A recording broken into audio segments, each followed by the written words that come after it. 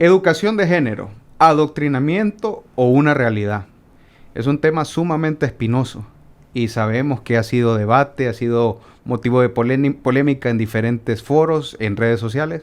Y es por eso que queremos tener hoy una conversación, una entrevista bastante seria, bastante a la altura. Y tenemos una invitada que tiene toda propiedad para poder hablar acerca de este tema.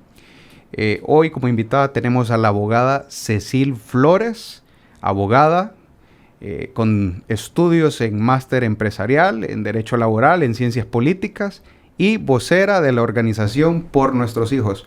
¿Cómo estás, Cecil? Bienvenida. Gracias Orlando por tenerme aquí, por este espacio y aquí abierta a lo que podamos platicar. Buenísimo. Bueno, usted ya tiene mucha experiencia en estos foros y creo que ya sabe, ¿verdad? Sabe que en redes sociales la cosa se puede poner difícil, pero creo que es importante, ¿verdad? Son temas sumamente importantes a nivel regional y a nivel mundial. Son temas que todavía hay mucho debate y polémica acerca de ellos. Entonces, cuénteme un poquito de usted y cuénteme un poquito cómo ingresó a la organización Por Nuestros Hijos y qué es Por Nuestros Hijos. Ok. Bueno, yo soy abogada, vivo en esta ciudad de San Pedro Sula. La verdad que mi rubro siempre ha sido el derecho corporativo, el derecho empresarial, el derecho administrativo, nada que ver con estos temas.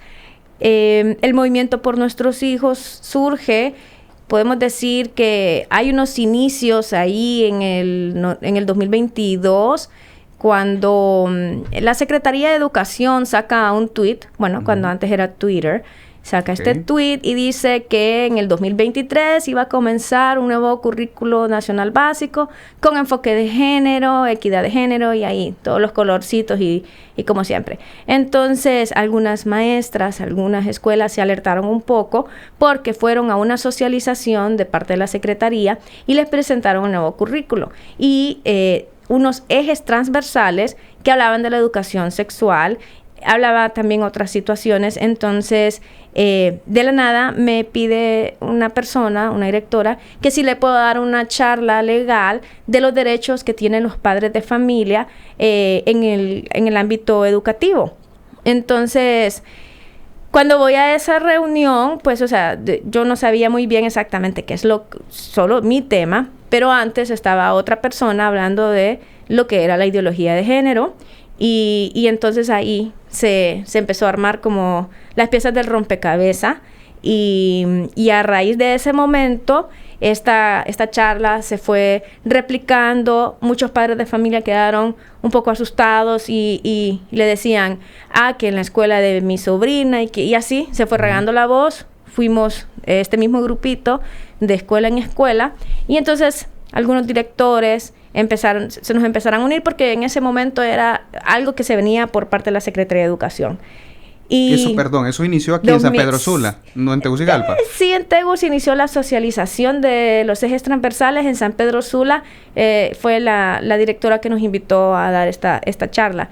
Y entonces empezamos a reunirnos, empezamos a ver qué se podía hacer y es cuando se creó como algo que le llamábamos el manifiesto. Era como una declaración que los padres de familia firmaban diciendo a la escuela le pido que no den clases de esto y esto, y una manera como de protegerse de que de manera impositiva se quisiera hacer algunas cosas de parte del Estado y luego se fue así armando, pero creo que lo más fuerte ocurrió en marzo del 2023. El 8 de marzo del 2023, el Congreso Nacional aprobó la Ley de Educación para prevenir el embarazo a adolescentes en Honduras.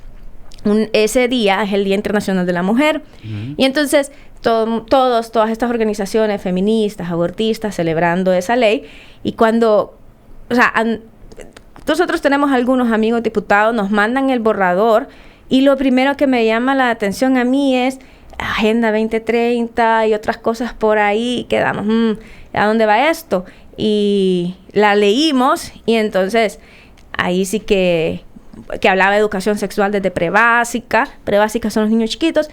Y en esa Semana Santa creo que fue en marzo del 2023, ya digamos que el movimiento tuvo pies, cabezas, se integraron más personas, se empezaron a recoger firmas en La Ceiba, en Tegucigalpa, se dieron más charlas. Fue todo como una época de socialización de por qué esta ley era peligrosa, que por qué estaba aprobada por el Congreso, pero faltaba el veto de la que la sancionara la Presidente. Y entonces empezamos a levantar así la bandera y todo, y tuvimos una marcha en julio de ese mismo año. Entonces podríamos decir que en marzo del 2023 fue cuando el movimiento agarró ese impulso. A raíz de la Ley Integral de Prevención al Embarazo Adolescente. Sí. Ahora, de repente alguien que nos escucha puede decir, bueno, pero ¿qué tiene de malo una ley de prevención al embarazo adolescente? No es parte de la obligación del Estado poder educar a adolescentes y que no haya embarazo no deseado, o sea, embarazo adolescente. O sea, ¿qué de malo tiene? ¿Qué de malo tiene, básicamente? Ajá. Pues sí, pero ¿debería el Estado estar regulando las cuestiones de temas sexuales? ¿Debería un gobierno estar regulando las orientaciones sexuales? Son cuestiones subjetivas, íntimas de las personas. Pero bueno, eso es un tema, es otro tipo de debate. Pero esta ley, en particular, cuando me la mandan, yo veo con quiénes se socializó la ley. Se socializó con 20 organizaciones de sociedad civil y ninguna padres de familia, ni una iglesia, ni una asociación de docentes, ni con, no sé, la asociación de padres de familia a nivel nacional, que entiendo que hay un único presidente, pero existe. Nada. ¿Con quiénes se socializó? Por ejemplo, el Centro para el Desarrollo y la Cooperación LGTBI. Por ejemplo, la plataforma 25 de noviembre. Por ejemplo, aquí estaba Asociación Ichel, Movimiento Mujeres por la Paz, Visitación Padilla, Go Joven Honduras, Colectiva Nosotros las Preferimos Sencillas, y un montón de organizaciones de sociedad civil. Pero, ¿quiénes son ellos? Entonces, son organizaciones feministas, pero LGTB, abortistas. Y entonces decimos, ¿por qué sí se socializó con ellos? Y no sé, qué corona tienen estos grupos que sí se les consultó y que a los padres de familia no. Entonces esa fue la primera alerta. Pero luego nosotros empezamos a leer la ley y luego vimos estas cuestiones impositivas. ¿Cómo cuáles? Como por ejemplo, hablaba esta ley, y que ya casi ni me acuerdo mucho porque como ya ahora estamos con otra ley aquí en la lucha, pero vaya, una de las cosas que a nosotros nos impactaba de la ley era, dice, artículo 1, numeral 9, que con la ley se pretende prevenir los diferentes tipos de violencia con énfasis en el combate contra toda práctica sexual coercitiva, el abuso y la violencia sexual.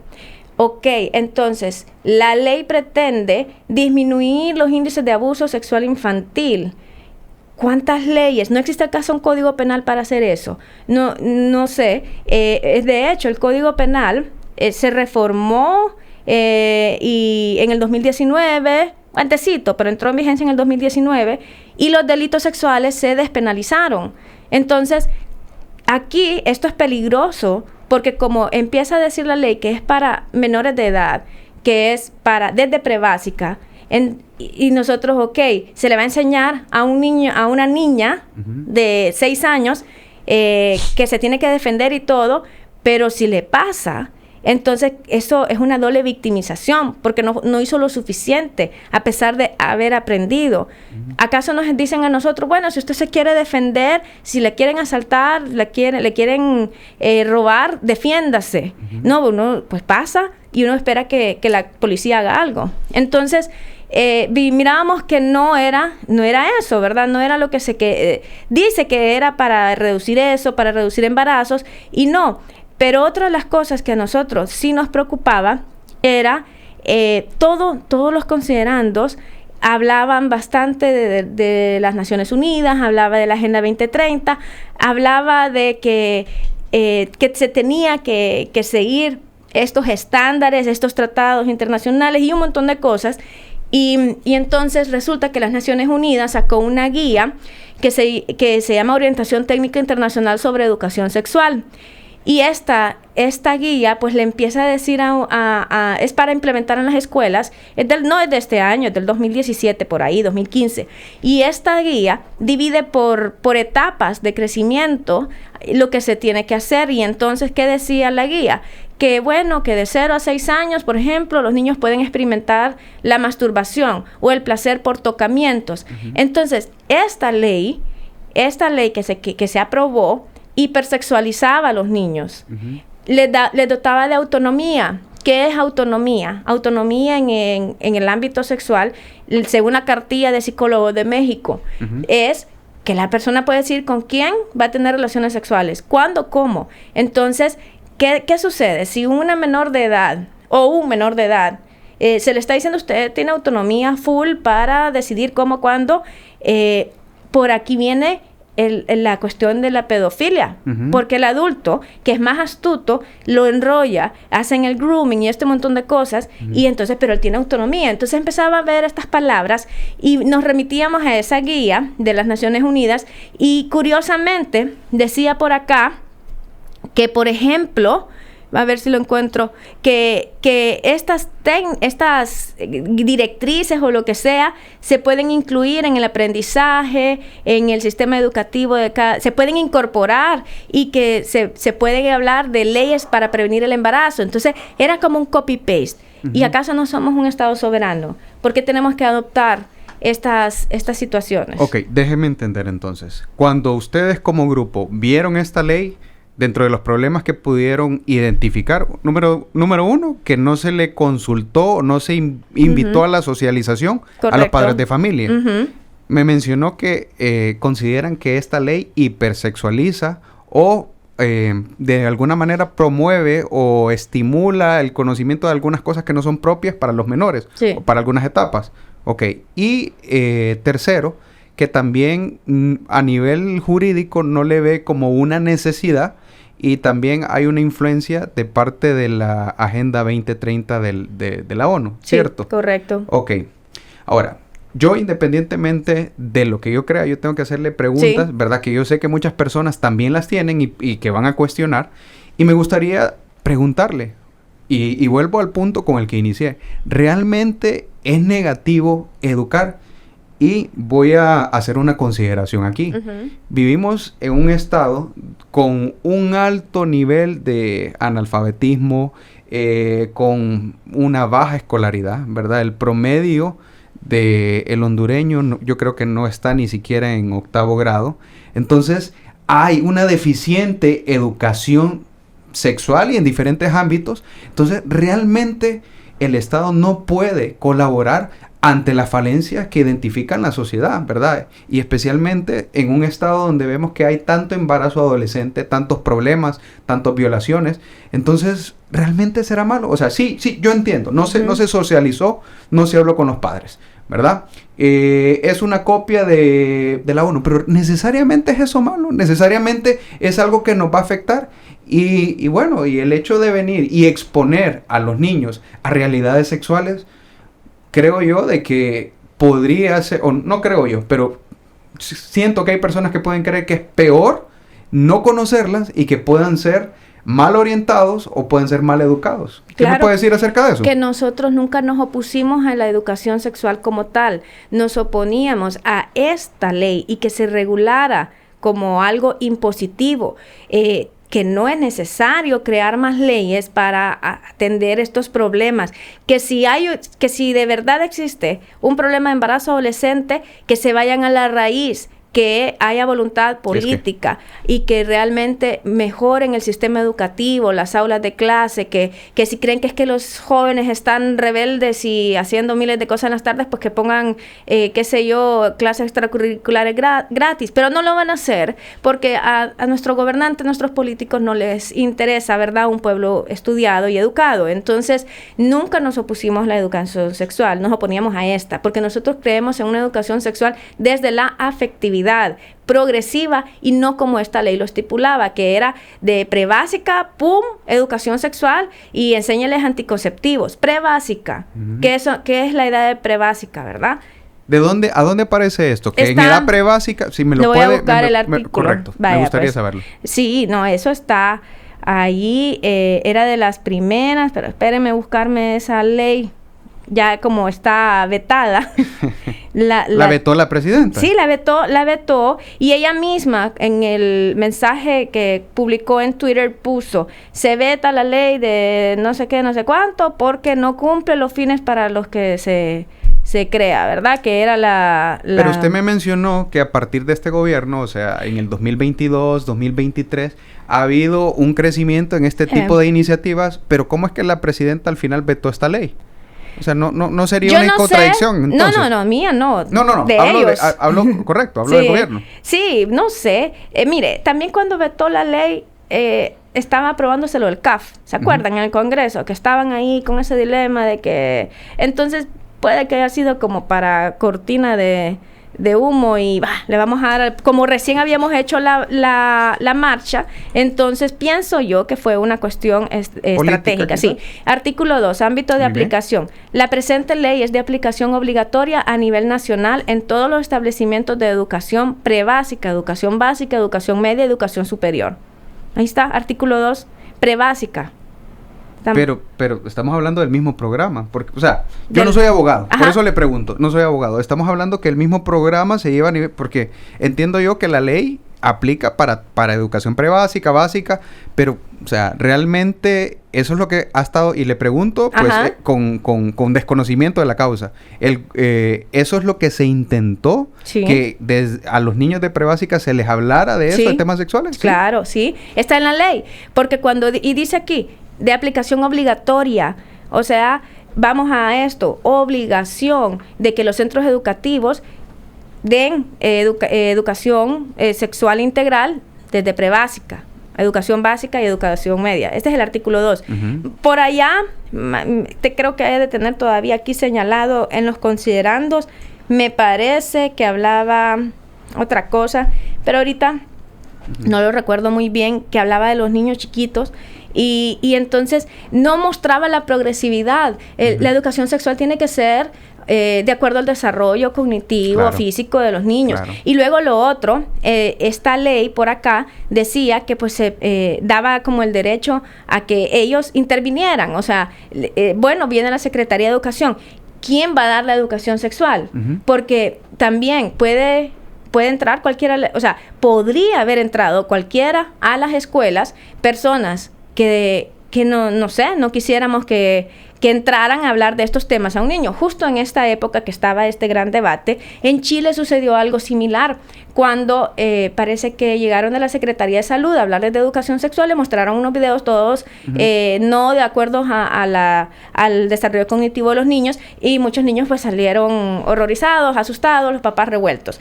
Por nuestros hijos estuviera de acuerdo con este tipo de leyes si se adecuara y fuera progresivo. Le pregunto también. Leyes tampoco. Quisiéramos que sea cartillas de educación sexual. O sea, de hecho, por nuestros hijos consiguió todo un programa de educación sexual que se lo vamos a presentar al gobierno como una opción. Si se quiere educación sexual porque les preocupa a las niñas embarazadas, que yo sé que tampoco les preocupa.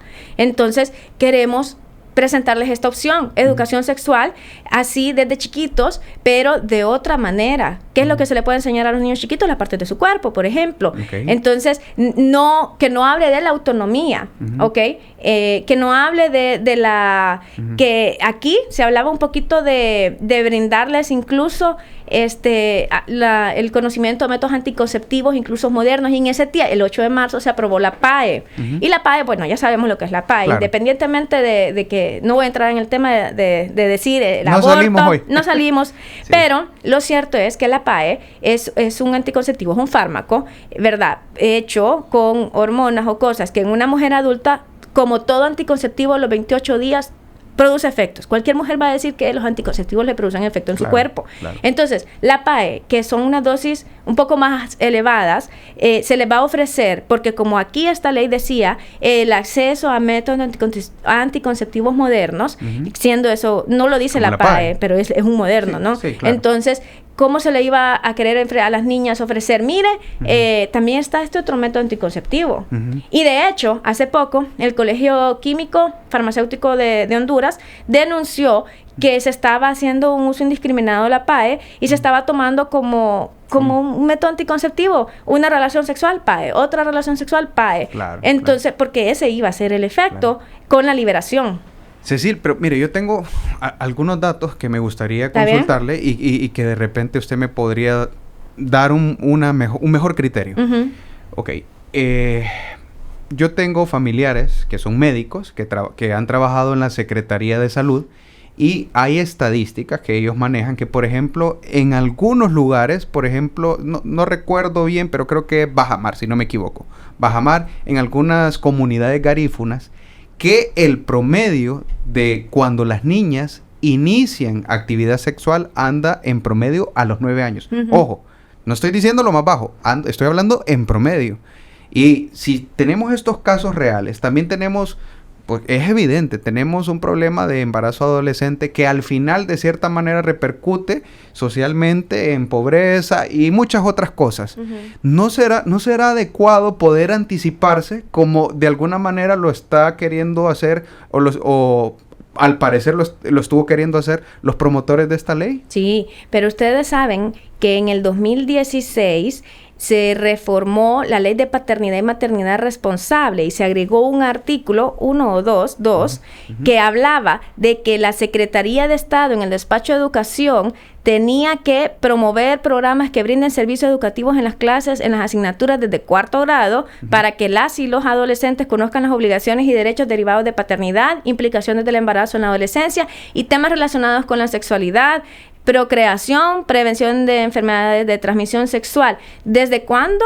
Desde el 2019. Ya estaba en una ley que la Secretaría de Educación podía hacer eso. Ya estaba, o sea, ¿y cuál ha sido el resultado? Yo también tengo un dato estadístico del 2019 del INE, donde, ¿cuál fue el resultado de 3 años de implementación de este artículo? No bajaron los índices de embarazo. Entonces, ¿realmente es el problema la falta de educación sexual? No creo. O sea, si ya estaba en una ley, ya había un artículo. Esta ley que se vetó, simplemente le metió más y se trajo ahí un copiado todo foráneo, ¿verdad? O sea, pero no hay un impacto en lo que se dice que se está buscando. Eso. Yo lo que digo es, ya estaba en una ley, ya no se estaba haciendo, no era necesario, y menos traer aquí cuestiones ideológicas, y no hay resultados, porque en el 2019 los embarazos incrementaron. Ahora le pregunto puntualmente, ¿qué cuestiones ideológicas? Creo que lo hemos mencionado un par de veces y me gustaría saber. Bueno. Y de hecho, le voy a hacer directamente la pregunta, porque el tema de hoy se llama educación de género. ¿Adoctrinamiento ideológico o una necesidad? ¿Qué es para usted? Sí, el adoctrinamiento es que le quieran meter las cosas. No, pero para usted, todos estos proyectos, todo esto promoción que se está haciendo, ¿es parte de un adoctrinamiento ideológico? Pues, ¿en su opinión? Yo creo que sí, porque, bueno, comenzando con esta ley hablaba en sus considerandos un montón de cosas, ¿verdad? No me voy a meter a hablar de la Agenda 2030 porque tampoco salimos, pero decía uno de sus considerandos que se tenía que respetar la autonomía del niño y la niña, las decisiones de los adolescentes, los jóvenes sobre su sexualidad, con enfoque participativo, con enfoque intercultural, con enfoque de género. Hablemos qué es el enfoque de género entonces. Muy bien. El enfoque de género, según la Oficina del Alto Comisionado de los Derechos Humanos de las Naciones Unidas, para ellos es simplemente aquellas estrategias, aquellos programas que vayan encaminados a que las personas con diversas identidades, los hombres, las mujeres, diversas identidades de género, sea una dimensión integral en ese diseño. ¿Qué quiere decir? Si se trabaja en un programa que hable de enfoque de género o integración de género, no está refiriéndose para las Naciones Unidas los hombres y las mujeres. Se refiere a todas esas diversas identidades de género. Entonces, ¿cuáles son esas diversas identidades de género? Nuestra Constitución no lo dice de esa manera, pero el 112, que es uno que se reformó por el tema del matrimonio, habla de que el matrimonio es para el hombre y la mujer, quien naturalmente lo son. Algo está así, ahorita no me acuerdo la redacción. Pero no le dice hombre y mujer, es lo remite a la naturaleza de cómo nacieron. Pero el género es una construcción social, y eso yo creo que se lo pueden explicar muy bien todos los demás. es cómo se autopercibe la persona y que no necesariamente va con el sexo. Para las personas con identidad de género, básicamente el sexo es asignado. ¿Asignado por quién? Según ellos, pues por el médico cuando recibe al niño o a la niña. Entonces, esta ley venía con este enfoque de género. Que no nos quieran mentir, porque ese es el problema con estas leyes y con la otra que está ahorita ahí cocinándose, que le vienen a decir a uno, no, es que estamos hablando solo de los hombres y las mujeres. No es cierto, porque ya las Naciones Unidas ha sido súper claro. ¿Qué es para ellos enfoque de género? ¿Qué es la inclusión? Yo creería la inclusión, bueno, también permitirle al autista o que en un centro de trabajo esté el que anda en silla de ruedas, ¿verdad? Pero no, la inclusión también, valga la redundancia, incluye a las personas con identidad de género. ¿Y es esto malo? ¿El qué? La inclusión, personas que tienen un género para el diferente. adulto no, pero para los niños... ¿Por qué a los chiquitos los queremos desde edad tan temprana acostumbrar o exponer cuando son una esponjita? Acuérdese qué pasó en el tiempo de los nazis con Hitler, ¿ok? Ellos crearon como, no me acuerdo, no era un partido, era como unos super niños nazis o algo, y les metían en la televisión, o vámonos a Venezuela. ¿Cómo se llama? Maduro tiene unos pichinguitos y unas cosas, ¿para qué? Desde la edad temprana, empezar con este tema, a bombardearlo. Entonces, esto es lo que nosotros decíamos. ¿Por qué a estos niños? Porque, les repito, prebásica, básica, media y educación superior, decía el artículo 2. Claro. Entonces, una ley con enfoque de género desde prebásica. Ahora, ¿no es la educación una preparación para la vida adulta? Sí. Bueno, no es una realidad que se ve en la vida adulta. Porque, Sí. por ejemplo, en la educación vemos cosas que realmente no se van a aplicar cuando estamos en la escuela, cuando estamos en secundaria, que no la vamos a aplicar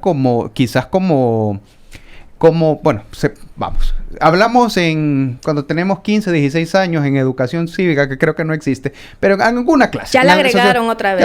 Se llama cívica morazánica. Se habla del voto, pero bueno, tal vez ellos no pueden votar porque son menores, pero se les está haciendo una concientización, una educación de un punto que van a llegar en la vida. Seamos claros, existe esa realidad. Sí. Existe personas que tienen un género diferente a lo tradicional, ¿verdad? Entonces, no nos serviría tener una preparación desde niños. Y también por un tema que yo sé que eso lo podría exponer mejor a alguien de la comunidad LGBT o estas personas que apoyan este tipo de proyectos, podrían explicar que también hay un problema de discriminación. Sí. Entonces, ¿no cree usted que es necesario ir educando a los niños desde pequeños para estos temas? Se debe educar a los niños para el respeto de la persona humana y la dignidad de la persona humana, porque como ser humano, usted, yo, independientemente de nuestro de nuestra orientación sexual, tenemos derecho a que se nos respete la vida. Entonces, yo creo que sí, se les debe educar y no tiene nada de malo explicarles. El problema es ¿cómo? Porque entonces, y aquí era el por qué la ley para nosotros era malo, porque cuando dejamos algo obligatorio en una ley, entonces después se vienen metiendo otras cosas, y le voy a dar un ejemplo. En el caso de Canadá, en Canadá, si no me equivoco, creo que fue en el 2015, se reformó el Código Penal, la famosa ley C4 o algo así, C4 creo. ¿Y qué decía esta ley? Que entonces que hay que respetar la identidad de género de todas las personas. Y bueno, se fue así subiendo y escalando de manera que en Canadá, cuando un niño se confunde o una niña se confunde con que tiene disforia de género, ¿verdad? La disforia de género existe. Entonces... ¿Existe realmente? Sí existe. Los psicólogos ya han dicho que sí existe la disforia de género. Pero creo que... Bueno, no creo. Estoy casi seguro que ya se quitó del manual de enfermedad mental. Se quitó del manual. Pero el que existe, sí. Existe como... Pero si ya los psiquiatras no lo reconocen. Y es que ese es el problema. Es manipulable. Así fue como también... en el tema del aborto quitaron ahí una redacción para que antes decía hasta los años 50 no sé qué, que desde la concepción era la persona, ¿verdad? El ser humano, y hicieron una redacción y hablaron de la implantación, pero es manipulable la información. Pero bueno, una persona confundida con tanto ataque, especialmente un niño que todavía no tiene desarrollado, ¿sabe más? La Asociación de Psiquiatría dice que el cerebro hasta los 23 años, el lóbulo frontal creo que se llama, está capacitado para tomar decisiones adecuadas, correctas y entender las consecuencias. Entonces, un niño de 9 años, de 8 años, de 7 años, expuesto y bombardeado a todo esto con este enfoque, y como venía esta ley, y vienen otras leyes, va a ocurrir como lo que pasa, lo que le quería comentar en Canadá, que una persona, un niño confundido, 9 años, tenía la cipota y que sí, que quería comenzar un proceso de transformación para cambiar de sexo, y se lo dijo la consejera, la escuela llamó a los papás, el papá se opuso y luego al hombre lo metieron preso, tuvo que pagar una fianza, después en libertad condicional y así. Entonces, ¿por qué? Porque se reformó esa ley del C4, la dejó así abierta. Lo que usted me está diciendo es que eso es progresivo, ¿sí? y aceptar una ley puede dar pie a leyes que todavía adoctrinan más y cambian, ¿sí? Tergiversan más las cosas. Sí. ¿Pero por qué? ¿Por qué los gobiernos están haciendo eso? ¿Qué necesidad hay? No, a los gobiernos lo que sucede es que hay compromisos. Y eso yo lo entiendo muy bien. Compromisos con organizaciones internacionales. O sea, usted lo dijo. Pero es una tendencia mundial, ¿no? Sí, claro que sí. Y más que todo, a nuestros países pobres nos tocan un poquito más, ¿verdad? Las tuercas. ¿Qué puedo decir? ¿Por qué? ¿Con qué necesidad? Pero también yo no soy admiradora al 100 de Bukele, pero ¿qué hizo el Bukele? Pues esa parte no voy a dejar que me entuerzan la mano, ¿verdad? Y vámonos a Milei. Tampoco puedo hablar yo muy bien, o sea, lo conozco lo que sé, pero Milei quitó el lenguaje inclusivo, ¿verdad? En Argentina. Y dijo, esto no. Entonces, ¿con qué necesidad de los gobiernos? Pues están comprometidos. Ni modo. El dinero. ¿Sabe cuánto dinero le entra? Voy a ver si... No sé, por ahí tengo el dato, pero le entra dinero a estas cosas. Okay. Usted me está diciendo que hay compromisos y que hay dinero de promedio, pero ¿de parte de quién? O sea, y también se escucha que se habla de conspiraciones y todo, sí. Y de ahí es donde se agarran muchos activistas LGBT y de género y dicen que, o sea, tratan como de... la lucha que tienen organizaciones como la suya, como de virtuarla, sí. como de caricaturizarla. Porque hay muchos también, incluso a nuestro lado, que se disparan, ¿verdad? Y se creen también un montón de teorías.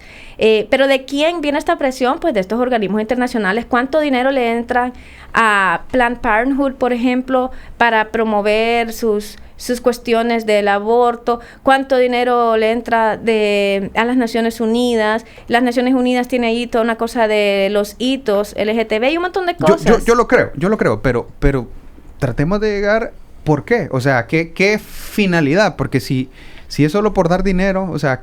No por dar dinero, ok. Para mí, esta gente, pues, tiene estos compromisos con los gobiernos para dar dinero. Es que no lo... ¿Cómo le explico? Pero estos organismos, ¿qué es lo que buscan? ¿Cuál es la finalidad última? Por ahí se habla del informe Kissinger de los años 70, cuando él sugirió que los países pobres, pues, cuando se hablaba de la reducción de la población, ¿verdad? Y entonces hablaba de promover estrategias en los países pobres, que son los que nos llenamos de hijos, para reducir la población y que haya suficientes recursos. Entonces, por ahí ha evolucionado un poquito ese aspecto. Pero los principales promotores son los países más desarrollados. Sí. Australia, Canadá. Pero Canadá, de hecho, sí, es el que nos pasa bombardeando dinero para esto. Argentina no es desarrollado, pero ha sido punta de lanza, ¿no? Argentina a nivel latinoamericano. Sí, fue la primera... Sí, es que primera nación que aprobó ese tipo de ley. A mí no me gusta, ¿verdad? Decir, este es el culpable, con nombre y apellido. Pero, por ejemplo, hay una organización de ayuda internacional que aquí está en Honduras y es muy querida y ha hecho buenos proyectos. Sí. Pero en Argentina, esta organización maquillaban los datos para el tema de embarazo adolescente en los años 90. Y entonces, cuando vino Trump, le quitó fondos a esta organización para estar dando ayudas. Entonces, ¿con qué intención No sé si es la manipulación de la población, ¿verdad? Lo único que sé es que nosotros, los países pobres, siempre vamos a ser, pues, los conejillos de indias de los ricos. Y sí, los ricos son los que llevan el liderazgo, son los más progresistas, pero a quien siento yo que a quienes les imponen somos nosotros, porque en Estados Unidos, pues ahí cualquiera se revuelve con su quinta enmienda, cuarta enmienda o qué sé yo. Entonces, ¿con qué intención? Pues no sé. ¿Con qué intención? Lo cierto es que hay dinero y lo cierto es que nos presionan y vienen ferias de salud y educación sexual a niñas chiquitas de primer grado y se les da un llavero de usted tiene derecho a escoger con quién tener relaciones sexuales, porque así están y están esas evidencias y denuncias que recibió el movimiento.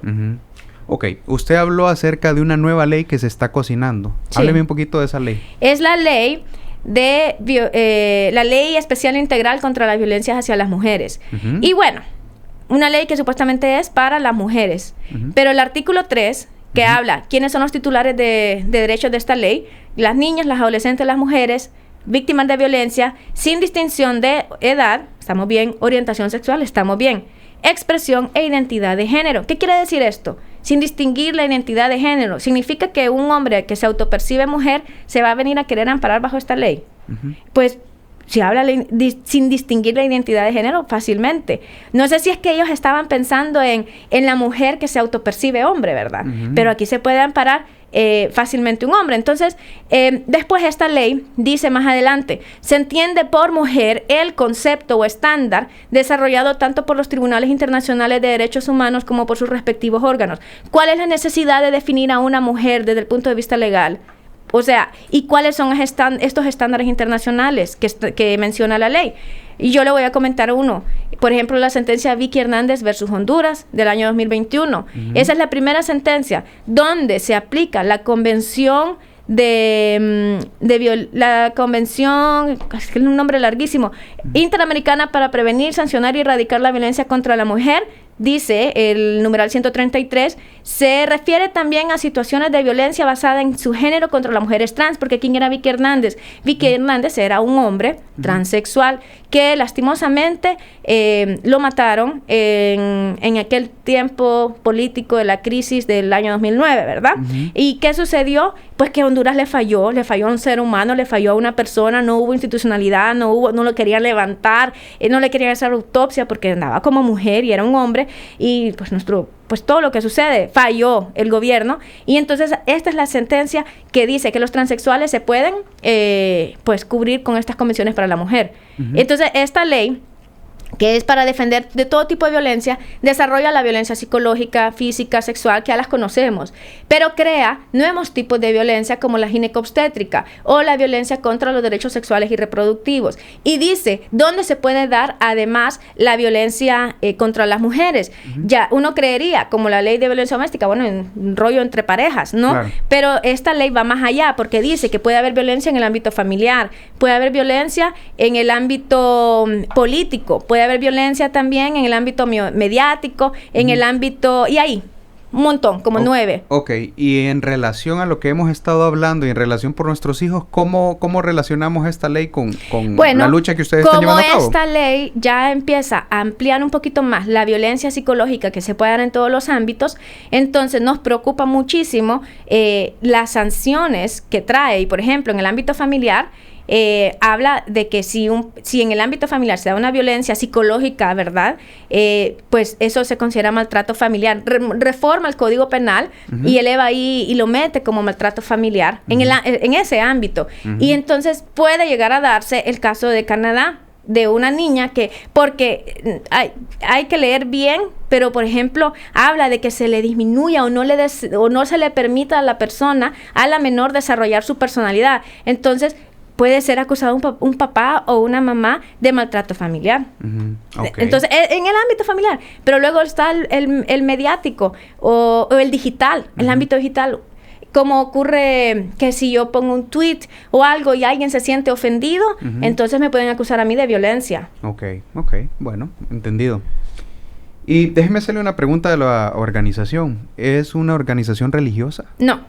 Es apolítica, no religiosa, y obviamente aquí todos somos voluntarios, incluso ponemos de nuestros recursos para hacernos las camisetas, pero es una organización que ha ido creciendo, así se ha ido integrando poquito a poco la gente. Los detractores de organizaciones como la suya los han acusado de fundamentalistas religiosos. No, nos han acusado de discursos de odio. Y si aprueban esta ley, yo puedo ir presa y puedo pues pagar por... Dígame por qué lo que ustedes hacen no es un discurso de odio. Simplemente porque nosotros no estamos atentando contra ninguna persona y no estamos evocando a que por mi libertad de expresión, porque yo tengo constitucionalmente el derecho de la libertad de expresión, ¿no? Y de pensamiento.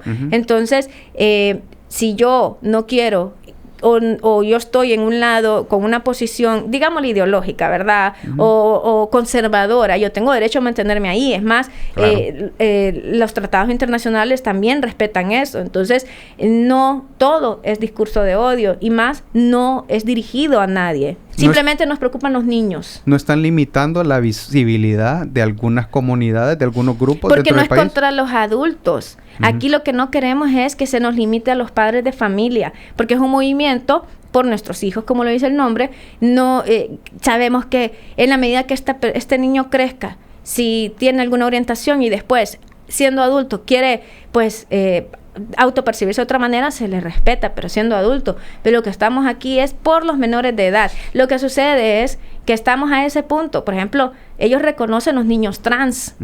Y ahorita salió hace poco como un Papergate, no sé qué, que los médicos especialistas transgéneros como que hay conversaciones leaked, que ellos hablaban de que es un experimento lo que son los niños trans, médicos a favor de los trans.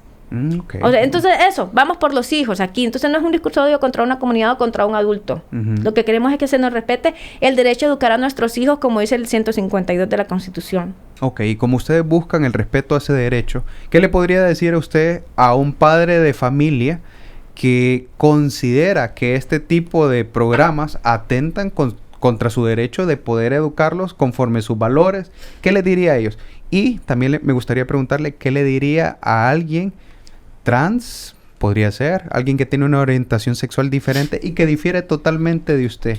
¿Qué le podría decir a al padre de familia que está como con nosotros? Sí, correcto. No con ustedes propiamente, sino que considera que sus hijos están recibiendo una educación que no está conforme a sus valores. ¿Cómo pueden ellos actuar? ¿Y qué le diría a alguien que realmente está totalmente en contra y quieren que el Estado pueda tener esa facultad? A esos padres de familia, ¿verdad?, que consideran que sus hijos están recibiendo una educación no de acuerdo a sus principios, pues estar alertas, estar presentes. También hay una deuda a los adultos. A mí me educaron con el tema de educación sexual en nada, porque es un tabú. Entonces, también ellos tienen un deber, los padres de familia, de educarse para saber instruir a sus hijos como la misma convención dice, en sus principios, en sus valores, en sus creencias, pero que se eduquen. Y si están viendo cosas que están sucediendo así un poco raras, entonces pueden acudir a las autoridades, hacer las denuncias, hacer el reclamo a la institución. Nosotros vamos a llevar una ley a través de la iniciativa ciudadana. Tenemos muchísimas firmas recogidas, la vamos a presentar en los próximos meses, precisamente como para respetar los derechos parentales, ¿verdad? De desarrollarlo un poquito, ¿verdad? Y luego a estas personas que difieren de nuestra posición, pues decirles que esto no es un ataque contra nadie, contra la comunidad. Hay personas de la comunidad que se nos han acercado y nos han dicho que nosotros, pues, que ellos piensan, algunos, igual que nosotros, porque nuestro enfoque son los niños y nuestro derecho parental, pero respetamos la orientación sexual de los adultos y no es para disminuirlos o invisibilizarlos, nada que ver. Y yo reconozco que se les ha discriminado y que han sufrido históricamente demasiado odio y demasiadas cosas, pero esta organización salió en defensa por los niños. El adulto nosotros respetamos, no decimos tampoco que son ellos los que están queriendo adoctrinar, como a veces dicen que We're coming for your children, salió una canción allá en Nueva York, nada que ver. Yo estoy clara que no, y yo sé que esto va más allá, en verdad viene de otro lado, pero sí les pedimos que nos dejen a nosotros trabajar en la parte de que tenemos derecho a educarlos conforme a nuestros principios, nuestros valores. Puede que haya un padre de familia que esté de acuerdo en esto, en la educación sexual integral, en el transgénero y todo, y está bien. Lo que no queremos es que sea impositivo a fuerza de una ley. Eso es lo único que pedíamos. Y ahorita con esta otra ley, la de la violencia, que sí es para promover a la mujer y el respeto de su vida y de su persona, pues que reformen un poquito esas redacciones, ¿verdad? Y que realmente sea un instrumento para las mujeres y no para otras situaciones que se pueden dar. Muy bien. Y mi última pregunta, ¿qué prima? ¿El derecho de los niños o el derecho de los padres? Porque también está el tema de derecho de los hijos o de los niños, de los menores, a poder tener una adecuada educación. Y sabemos, ¿verdad?, que eso no es secreto para nadie, de que hay padres que educan muy mal. Uh-huh. Hay padres que van generación tras generación dando una muy mala educación sexual o nula, como es muy normal en nuestros países. Entonces, no prima este derecho sobre el papá de poder venir y poder educarlos en la manera que ellos quieren, porque podría ser que sea inadecuada, mala y una totalmente deformada, una educación sexual y de otros tipos de educación. ¿Qué me dice de esto? Pues que debe ser complementario, ¿verdad? Si los tratados internacionales desarrollaron un poquito también cómo debe ser la educación, porque no solo está en la Constitución, sino que es en estas otras convenciones, como la de los niños y no me acuerdo ahorita el nombre de la otra.